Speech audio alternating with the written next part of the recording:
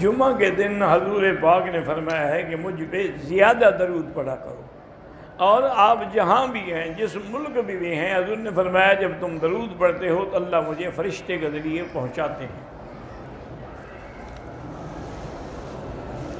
اگر تصوف کتاب و سنت کے تابع ہے تو بالکل عقیدہ رکھنا درست ہے۔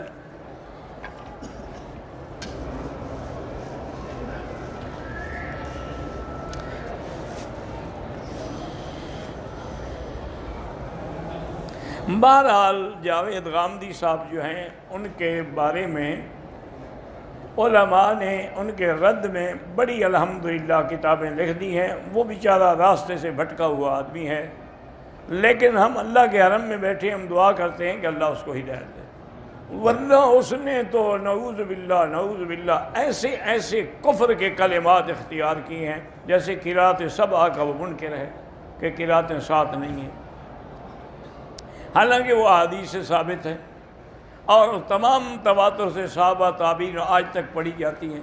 اسی طرح اس نے رجم کا انکار کیا کہ زانی مرد یا عورت کو پتھر مار مار کے مار دیا، وہ کہتے ہیں یہ رجم جو ہے یہ بھی نہیں ہے، حالانکہ حضور پاک صلی اللہ علیہ وسلم کی احادیث متواترہ سے ثابت ہے۔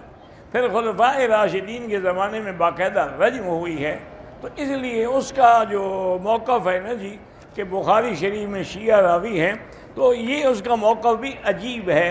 اصل میں بات یہ ہے کہ پہلے دور میں جو شیعہ تھے فرق ہے، ایک ہے سبی شیعہ تبرع باز جاہل، ان سے کوئی روایت نہیں لیتا، لیکن بعض لوگ ایسے ہوتے ہیں جو تفضیلی ہوتے ہیں کہ صرف حضرت علی کو فضیلت دیتے ہیں باقی اصحاب پر، اگر وہ سچے ہوں اور حافظہ ٹھیک ہو تو اس کی روایت لے لی جاتی ہے، تو اس کو تمام محدثین نے لیا ہے۔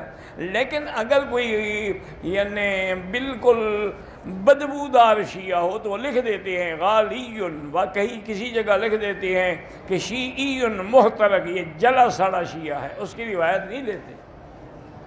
بس غامدی صاحب کو پتہ نہیں کیا تکلیف ہو گئی ہے۔ اگر آیات میں نسخ آیا ہے تو حضور پاک نے صحابہ کو سمجھا دیا ہے، اور قرآن میں خود ہے کہ ما ننسخ من آیت او مثلہا نؤتی بہا خیرا منہا، تو نسخ کا انکار کرنا جو ہے یہ بھی جہالت ہے۔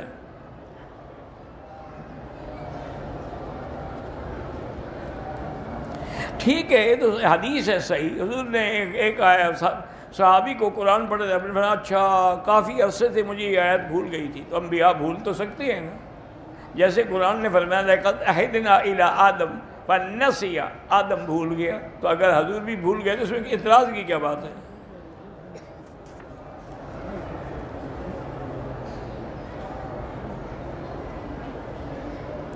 بہرحال اس وقت جو عالم دنیا میں ہر جگہ مسلمانوں کے احوال یا حالات خراب ہیں، اس کی وجہ یہ ہے کہ مسلمان نام کے مسلمان رہ گئے۔ لم یبق من الاسلام الا اسمہ ولا من القرآن الا رسمہ، کہ اسلام کا نام ہے، قرآن پڑھتے ہیں لیکن عمل نہیں کرتے۔ تو جب ہم نے اسلام چھوڑ دیا، قرآن چھوڑ دیا، نتیجہ یہ ہے کہ اللہ کی رحمت نے بھی ہمیں چھوڑ دیا۔ جیسے کہ کسی نے کہا تھا کہ وہ معزز سے زمانے میں مسلمان ہو کر، اور ہم خوار ہیں آج تارک قرآن ہو کر۔ آج بھی اگر ہم قرآن و سنت کی رسی کو مضبوطی سے پکڑ لیں تو اللہ ہماری ضرور مدد فرمائیں گے، کیونکہ اللہ کا وعدہ ہے حقاً علینا نصر المؤمنین، کہ ہم ایمان والوں کی مدد، لیکن ایمان نہ ہو تو کیوں مدد کریں؟ کس چیز پر طواف کرانے سے، کس چیز پر، کیا پیدل کرو کسی چیز پہ، جو معذور ہو وہ کسی ویل چیئر پہ کرے گا۔ حضور کی زیارت کے لیے درود شریف زیادہ پڑھیں اور حضور کی سنتوں پہ چلیں، اور حرام کھانے سے بچیں، بد نظری سے بچیں۔ میرا بیٹا ہے جو 9 دن کا ڈرتا ہے، اس کو آپ خود ہی آیت الکرسی پڑھ کے دم کر دیا کریں ہر نماز کے بعد۔ اگر کسی زندہ بندے نے آپ سے کہا ہے تو آپ عمرہ کر سکتے ہیں۔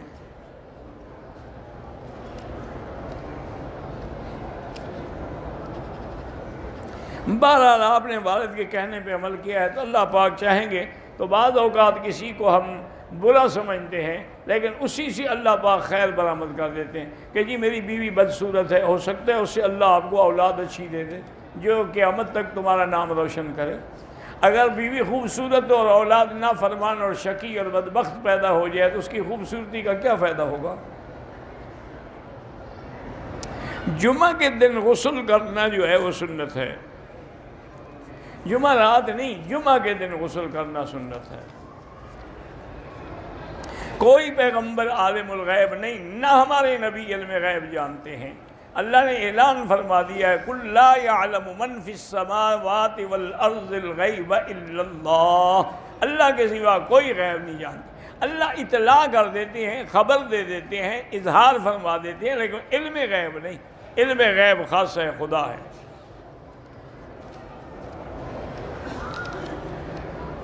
مجھے جدے لے گئے، بہرحال ان کے پاس سے آیا، اب مجھے یہ بتائیں کہ کوئی غلطی نہیں کی، جدہ میقات نہیں ہے، جدے سے آدمی احرام نہ باندھے تو کوئی حرج نہیں۔ اگر ایک دفعہ عمرہ کر لے، دوسرے عمرے کے لیے غسل ضروری ہے، بھائی غسل تو پہلے کے لیے بھی ضروری نہیں ہے، سنت ہے، کر لو تو اچھی بات ہے، نہ کرو تو نہ صحیح۔ غلاف کعبہ پر کوئی نام نہ لکھیں، یہ کوئی حکم نہیں ہے۔ اگر کسی نے اپنی بیوی کو غیر فطری طور پہ استعمال کیا وہ توبہ کرے، اللہ سے استغفار مانگے، چونکہ حضور پاک کی حدیث ہے کہ من اتی فی دبر امرأتہ، جو آدمی اپنی بیوی کو الٹے راستے سے استعمال کرتا ہے اس پہ اللہ کی بھی لعنت ہے، ملائکہ کی بھی لعنت ہے، ساری مخلوق کی بھی لعنت ہے۔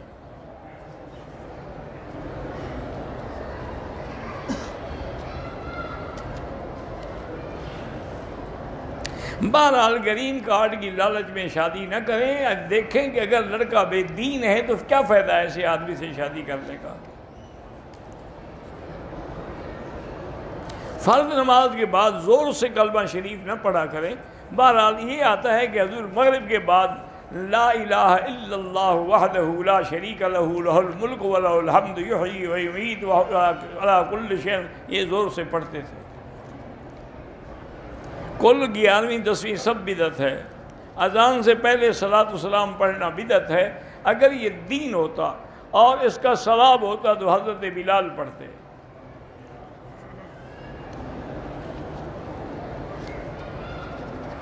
میں نے طواف کیا رات کو، صفا مروہ بھی دوڑا، پھر سو گیا، بال صبح کٹوائے، کوئی حرج نہیں۔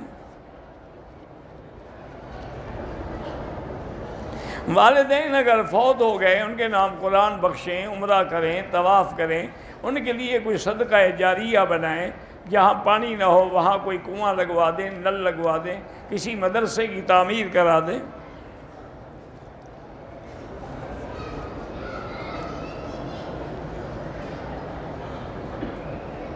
بہرحال اللہ کا شکر ہے کہ ان کی اولاد، پوتے، نواسے سب کے نام صحابہ کے نام پر، یہ خوش قسمتی ہے۔ اللہ مزید ان کو دین پر قائم رکھے۔